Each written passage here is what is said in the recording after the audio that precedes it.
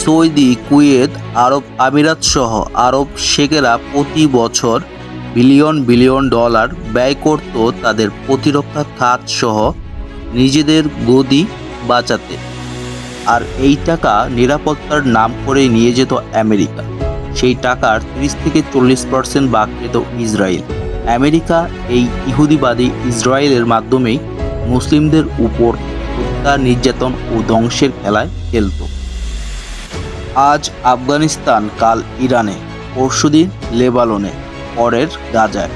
এভাবে যুগের পর যুগ আরবদের তারা জুজুর ভয় দেখিয়ে পেট্রো ডলারের খেলা খেলছে। ইরানের রাজা পেহেলভির পতনের পর দেশটি ক্ষমতায় আসে আইআরজিসি, ফলে তারা মার্কিন দাসত্বের বলয় থেকে বেরিয়ে যায়।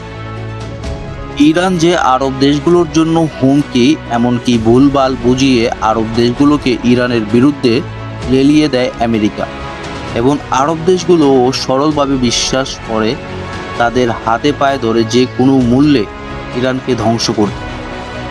এতে তারা বিলিয়ন ডলার বিনিয়োগ করে।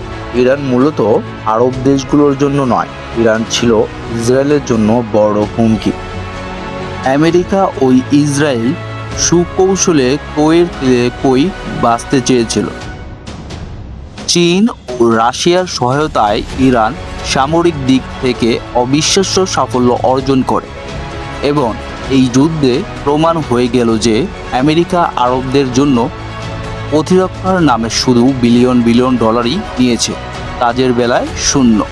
কারণ আমেরিকার আকাশ প্রতিরক্ষা ব্যবস্থা কোনো কাজেই আসেনি।